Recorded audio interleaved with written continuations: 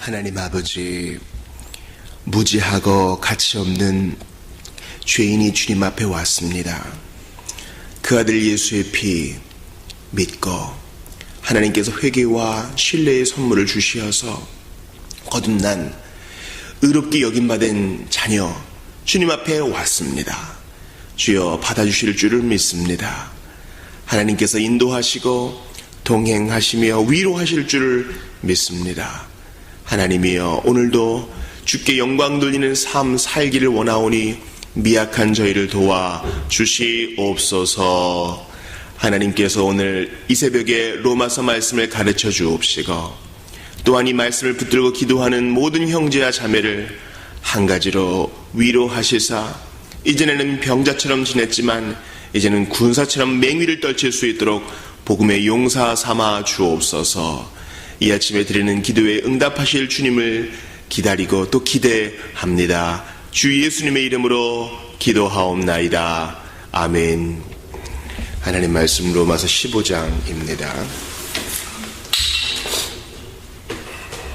로마서 15장 14절부터 16절까지를 보겠습니다. 로마서 15장 14절부터 봅니다. 내 형제들아, 너희가 스스로 선함이 가득하고 모든 지식이 차서 능히 서로 권하는 자임을 나도 확신하노라.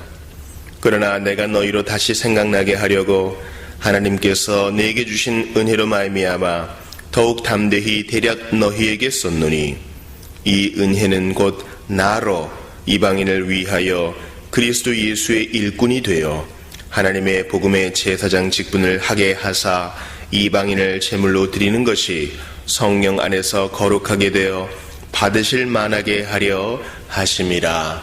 아멘. 우리는 어제 로마서 15장 13절까지 보므로 로마서의 본론을 다 끝냈습니다. 로마서의 서론과 본론까지 끝내고 이제 결론을 아주 보게 된다고 생각하니 참 150회가 넘는 강해를 통해서 하나님이 얼마나 은혜를 주셨는가 또 생각을 하게 됩니다. 바울은 로마서 15장 13절 전반부에서 구약성경을 또한 그가 하던 대로 인용하면서 열방들, 이방인들이 주께 돌아오는 것은 하나님의 뜻이니 너희들은 서로 생김새가 다르고 배경이 다르고 그렇다 할지라도 서로 용납하라, 형제를 받아주라 라고 권면합니다. 그리고 그는 로마 교인들을 축복합니다. 바로 소망의 하나님이 너희에게 소망 넘치게 해주시기를 원한다. 지금은 우리가 여러 가지 장벽에 쌓여있지만 그 장벽 걷어질 그날 소망합니다. 하나님께서 상을 주실 그날 소망합니다. 예수님을 얼굴과 얼굴을 맞대고 볼 그날 소망합니다. 지금보다 더 좋아지고 영원한 기쁨이 계속되는 것 소망합니다. 소망은요, 우리가 살아있다는 증거입니다. 이 소망이 더욱 넘치게 해달라는 기도와 함께 바울은 이제 결론 14절을 시작하는 겁니다. 로마서의 결론은 이제 15장 14절부터 마지막 16장까지인데요. 끝까지인데요. 여러모로 이 서론과 비슷한 부분이 많습니다. 서론에서 마찬가지로 바울은 이 결론부에서 자신의 그 여행 계획을 얘기하고요. 기도를 요청하고 또 긴 문안 인사를 합니다. 그런데 특별히 오늘 본문에 그 14절에 보면은 형제들을 좀 칭찬하잖아요. 내 형제들아, 너희가 스스로 선함이 가득하고 모든 지식에 차서 능히 서로 고난한 자임을 나도 확신하노라. 이 말은 내가 너희에게 이런 좋은 것들이 있는 것을 나도 확신한다는 것은 이미 다른 사람도 그렇게 알고 있다는 거예요. 그런데 이런 칭찬을 로마서 1장 8절에서 합니다. 먼저 내가 예수 그리스도로 말미암아 너희 모든 사람에 관하여 내 하나님께 감사함은 너희 믿음이 온 세상에 전파됨이로다. 온 세상. 상당히 이제 과장법을 쓰고 있죠. 또 당시에는 로마를 중심으로 한 세상이 전부인 줄 알았으니까요. 바울은 이렇게 결론을 시작하면서 자신의 본래 편지 쓴 목적을 향하여 나아가고 있습니다. 그런데 바로 목적 본론에 들어가지 않고요. 먼저 이 수신자들을 다시 한번 격려해요. 여태까지 복음에 대해서 길게 들었잖아요. 우리는 본성상 죄인이라는 거, 진노의 자식이라는 것을 배우고 그리스도의 탁월함과 의롭게 하시는 그분에 대해 배우고 이제 그것을 어떻게 적용해야 되는지를 배우고요. 또 그 중간에 이스라엘과 이방인들의 관계에 대해서도 배우고요. 이제 복음을 다시 한번 설명하기를 원한다. 바로 15절에 말한 것처럼 복음을 전파하기 원한다라는 서론의 얘기가 다시 한번 반복되죠. 바울이 지금 그렇게 했어요. 그러는 와중에 처음의 취지, 즉 이들과 한 번도 만난 적이 없지만 이들의 영적 교통 먼저 세우고 서로 교제를 쌓아가서 이들이 나를 스페인으로 파송해 주기를 원한다는 그 바울의 본래 목적이 잊혀지면 안 되니까 다시 이야기를 반복합니다. 그런데 이제 사람과의 관계에 있어서 여러분 무조건 본론부터 얘기하는 게 좋지 않을 때가 많아요. 단도직입적인 게 항상 지혜로운 건 아니에요. 그래서 바울은 먼저 자신이 들었던 정보에 근거하여 정말 로마 교인들을 칭찬하고 자신의 본론에 들어가고자 하는 겁니다. 어떻게 칭찬합니까? 이건 아부가 아니에요. 믿음의 소문, 즉 너희 믿음이 온 세상에 전파된 내용이 무엇이냐? 14절을 다시 보니까요, 선함이 가득하고요, 또 지식이 차고 또 능히 서로 권하는 자이다. 이 세 가지를 얘기해요. 선함이 가득하다. 에베소서 2장 10절에서는 이 선함이 우리 구원의 목적이라고 얘기합니다. 우리는 그가 만드신 바라 그리스도 예수 안에서 선한 일을 위하여 지으심을 받은 자니 이 일은 하나님이 전에 예비하사 우리로 그 가운데서 행하게 하려 하심이니라. 우리는 이 선한 일을 위해 구원받았는데, 창조함을 받았는데 로마 교인들이 그 목적을 잘 이루고 있다는 거죠. 그러니까 스스로 선함이 가득하고, 이 말은 그들의 그 자발적인 은사가 참 넘친다는 겁니다. 두 번째, 로마 교인들의 특징은 모든 지식이 찼다라는 거예요. 현대사회는 진리에 대한 헌신이 포기되어지는 사회입니다. 그래서 많은 사람들이 고백은 좀 번지르르한데요, 알맹이가 좀 부족한 경우가 많아요. 성경 통독을 해본 성도들이 아주 극소수란 거 아세요? 이건 신학생들도 마찬가지예요. 책은 좀 읽을지 모르겠어요. 근데 성경 자체에 대한 지식이 너무 부족해요. 지식이 부족하면, 즉 영적 지식이 부족하면 서서히 죽어갑니다. 또 세속화됩니다. 우리는 하나님을 뜨겁게 사랑하는 사람들이에요. 근데 그 사랑은요, 반드시 눈물을 흘리고 찬양을 크게 부르는 것만으로 표현되어서는 안 되고 진리에 대한 헌신으로 표현되어야 합니다. 왜냐하면 예수님께서는 당신님의 말씀을 듣지 않는 자들을 엄히 책망하셨거든요. 그리고 그 발 아래에 앉아 말씀을 경청하는 자를 칭찬하셨습니다. 진리가 너희를 자유케 하리라 했어요. 그런데 로마 교인들은 이러한 진리에 대한 헌신에 있어서 참으로 좋은 점수를 받았다는 겁니다. 또한 모든 선함이 가득하고 지식이 가득 차서 능히 서로 권하는 자래요. 여기서 권한다라는 말은요, 지체의 잘못을 고쳐주기 위해서 기꺼이 훈계한다는 것을 얘기합니다. 능히 서로 권한다, 즉 그렇게 하시죠, 이 수준을 넘어가는 거예요. 그렇게 되면 안 됩니다, 그건 죄입니다, 이렇게 지적해 주는 거예요. 이거 사실 어려운 일입니다. 사도행전 20장 31절에 이 권면, 로마서 15장 14절에 나와 있는 서로 권하는 자에 대한 같은 뜻의 말이 나와 있어요. 그것은 훈계라 그랬죠. 20장 31절 들어보세요. 그러므로 여러분이 일깨어 내가 3년이나 밤낮 쉬지 않고 눈물로 각 사람을 훈계하는 것을 기억하라. 이 훈계는 뭡니까? 왜 믿지를 못합니까? 왜 같은 죄에 계속 빠져 있습니까? 왜 믿는 자답게 살지 못합니까? 이것은 보다 적극적인 것을 말해요. 근데 로마 교회는 이런 성품들이 아주 잘 개발되어 있었던 것 같아요. 그러니까 이제 강한 자와 약한 자 문제도 있었겠죠. 자, 로마 교회는 너희 믿음이 온 세상에 다 전파되었는데 그 믿음의 내용은 선함이 스스로 가득하고 또 모든 지식에 충만하고 그래서 서로 능히 훈계하고 권면하는 그런 복된 교회 관계, 활력이 있는 교회 관계. 내가 이미 다 듣고 있다. 그러니 실체를 참 보면 어떻겠느냐.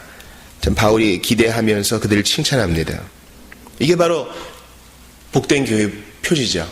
참된 그리스도인의 모습임과 동시에 선함이 가득하고 또 지식이 충만해가지고 서로를 권면하는. 여러분 서로 터치 안 하면 편해요. 서로 권면하지 않고 훈계하지 않고 좋은 게 좋은 거야 둥글게 넘어가면 이렇게 고름은 안 짜내고 계속 이제 소독만 하는 거예요.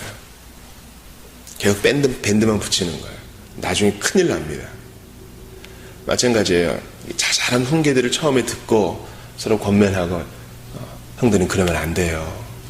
집사님 그건 옳은 게 아닌 것 같습니다. 목사님 오늘 그 본문에 대한 적용은 약간 좀 의구심이 듭니다.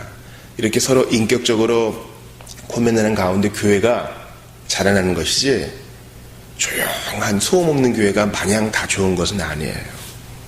인격적인 권면이 있어야 돼요.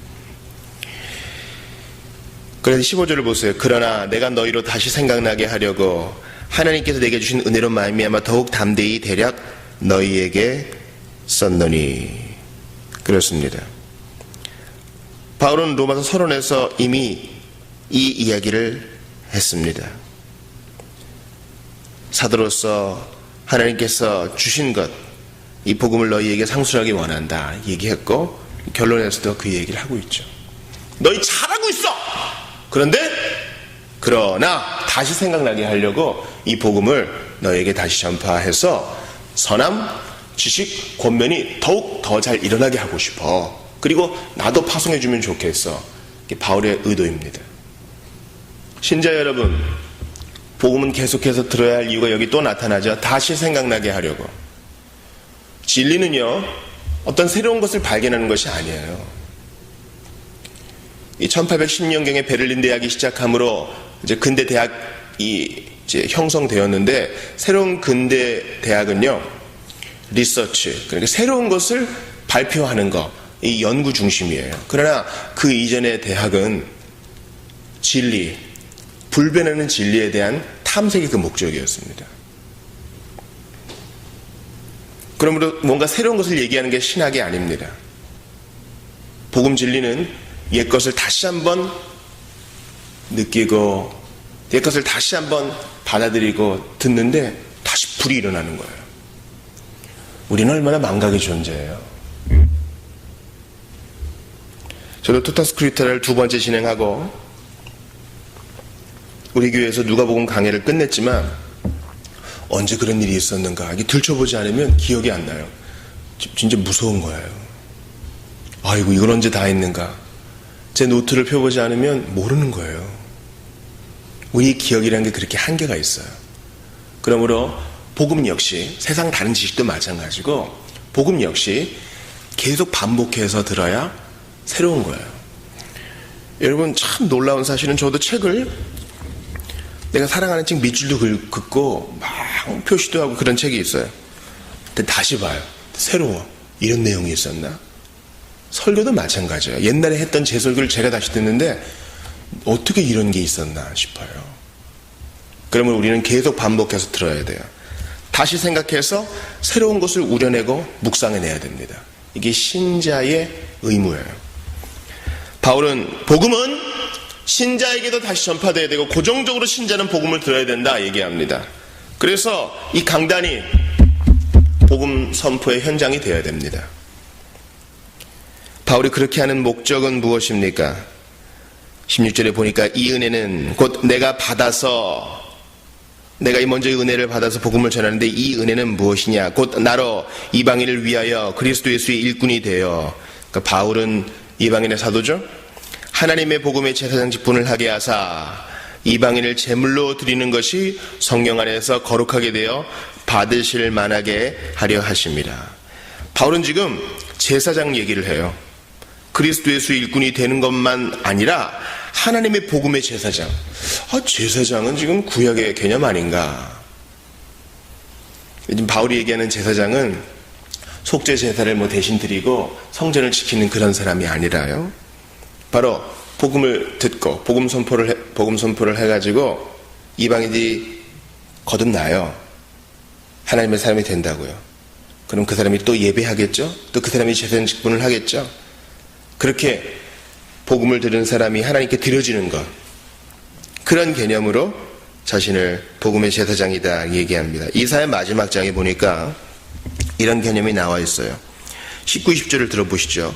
내가 그들 가운데에서 징조를 세워서 그들 가운데에서 도피한 자를 열어놔라. 곧 다시스와 뿔과 활을 당기는 룻과 및 두발과 야완과 곧 나의 명성을 듣지도 못하고 나의 영광을 보지도 못한 먼 섬들로 보내리니 그들이 나의 영광을 문나라에 전파하리라. 나의 여호와가 말하노라. 지금 이제 여러 이방인들이 나오죠. 이스라엘 자손이 예물을 깨끗한 그릇에 담아 여호와의 집에 드린 같이 그들이, 이방인들이 너희 모든 형제를 뭇 나라에서 나의 성산 예루살렘으로 말과 수레와 교자와 노새와 낙타에 태워다가 여호와께 예물로 드릴 것이요. 그러니까 이방인들이 너희 모든 형제를, 다른 이들을 하나님께 예물로 드린다는 거예요. 이건 인신제사한 것이 아닙니다. 그들도 우리처럼 말씀 듣고 거듭나서 하나님께 몸을 드리는 자로 바친다는 겁니다. 우리 이거 로마서 12장 1절에서 배웠잖아요. 너희 몸을 하나님이 기뻐하시는 거룩한 산제사로 드리라. 우리가 제사장이요 우리 자신이 제물인 거예요. 즉 바울은 26절 얘기 통해 무엇을 가르치고 싶은 거예요? 복음 선포하는 자가 바로 영적 제사장이다라는 겁니다. 여러분, 구약의 제사장은 close, 이제 끝났어요. 이제 믿는 모든 신자는 다 영적 제사장의 직무를 해요. 하나님께 어떤 매개체 없이 스스로 예배하고요, 복음을 전합니다. 그래서 듣고 회개하는 사람을 하나님께 드려요. 하나님 영광 받으시죠. 그렇게 드려진 사람은 또 자기도 영적 제사장이 돼서 내가 했던 일을 합니다. 끊임없는 생산과 재생산입니다. 하나님 나라의 원리입니다. 말씀이 필요한 세상에 복음을 선포하는 제사장, 이게 나의 일이다, 바울은 얘기합니다. 그리고 이건 우리의 일이에요. 구약시대에 중요한 세 가지 직분이 있어요. 제사장과 선지자와 왕입니다. 이것이 각각의 직분이지만 이것이 통합된 한 인물이 메시아이지요. 그는 한 인물이지만, 예수 그리스도는 한 인물이지만 왕이시요 제사장이시요 선지자이십니다. 예수님은 선지자로서 말씀을 전파하시고 가르치시고, 제사장으로서 하나님과 예배하시고 우리를 하나님과 화해하게 하시고, 왕으로서 우리를 다스리십니다. 부족함이 없어요. 사울 왕은 실패했습니다. 위대한 제사장, 첫 제사장 아론도 그 아들과 함께 실패했지요. 위대한 선지자 엘리야도 낭망해서 죽여달라 그러지 않았어요? 다 구약의 그러한 예들은 한계를 드러내고 있지만 예수님은 부족함이 없어요. 예수님은 온전한 왕이자 제사장이자 선지자세요. 그리고 믿는 우리에게 말씀하셔요. 너도 그렇다. 나를 따라오는 너도 세상 속에서 왕과 제사장과 선지자의 직분을 다해야 된다. 너의 가정을 잘 다스리는 왕이 되어라. 그리고 세상에 하나님 말씀을 전파하는 영적 선지자가 되어라. 그리고 이방인을 예물로 하나님께 드리는 영적 제사장이 되어라. 그들을 하나님과 화해시키고 그들의 몸을 하나님께 드리게 하여라. 이게 우리의 일이에요. 바울의 일만이 아닙니다. 사랑하는 여러분, 자신의 몸을 제물로 드린 예수 그리스도 생각하세요. 우리도 우리의 몸을, 즉 우리가 스스로 제사장이 되고 예물이 되어서 하나님께 드리죠. 예수님도 그러셨죠. 본인이 제사장이시고 위대한 한 대제사장이시고 자신의 몸이 예물이에요. 다른 게 있어요. 우리는 안 죽어. 우리 몸을 드리지만 실제로 죽지 않아. 대속의 드림이 아니에요. 그러나 예수님은 죽었어요. 대속의 드림이에요. 피를 흘렸어요. 상처를 입었어요. 침뱉음을 당했습니다. 숨이 제대로 쉬어지지 않아요. 근데 이 숨이 끊어지기까지 자기를 드려야 돼. 그래야 대속의 일이 이루어지니까. 한 영원한 제사가 끝나니까. 기억하세요. 바울과 우리가 영적 제사장의 직분을 조금이라도 취할 수 있다는 것은 바로 예수께서 위대한 대제사장으로서 또한 하나님의 어린 양으로서 자기를 들이시되 죽기까지 들으셨다는 사실. 마지막 피 한 방울 나를 위해 흘렸네. 바로 그 일을 허락하셨기에 우리는 오늘도 세상을 향해 영적 제사장의 직분을 감당할 수 있는 겁니다. 여러분께 도전합니다. 그렇다면 여러분은 자신의 몸을 하나님께 드리고 있습니까? 또 다른 이들이 하나님께 자신의 몸을 드릴 수 있도록 형제를 권면하고 자매를 존경하고 믿지 않는 자들에게 복음을 전합니까? 중요한 거예요. 그리고 그들을 위해 기도합니까? 아무개 예수 믿게 해달라고, 저렇게 살다가 영원히 꺼지지 않을 불에 들어가지 않게 해달라고 기도합니까? 그리고 그 일을 잘하게 해달라고 나 자신을 또 드립니까? 사랑하는 여러분, 나는 이것을 안다, 이것을 깨달았다로 끝나면 안 됩니다. 우리 자신을 끊임없이 하나님께 드리는, 또 다른 이도 드리게 하는 제사장의 직무를 잘 감당하시기 바랍니다. 기도합시다. 하나님 아버지, 선함과 지식과 서로 권면에 있어서 정말 훌륭한 본이 되었던 로마 교인들도 복음을 들어야 할 필요가 있었으니 저희도 꾸준히 복음에 귀 기울이게 하여 주시옵소서. 주님, 정말 영적 제사장의 직무 잘 감당하기 원합니다. 복음 선포함에 있어 부끄러움이 없게 하시고 다른 이들이 몸을 드릴 수 있도록 도와주고 나도 그리할 수 있도록 도와주소서. 이 일이 가능할 수 있도록 먼저 자신을 들이대 죽기까지 들이신 예수님을 잊지 않게 도와주시고 오늘도 험한 세파 가운데 저희를 보호하여 주시옵소서. 예수님 이름으로 기도합니다. 아멘. 개인 기도하시다가 돌아가시기 바랍니다.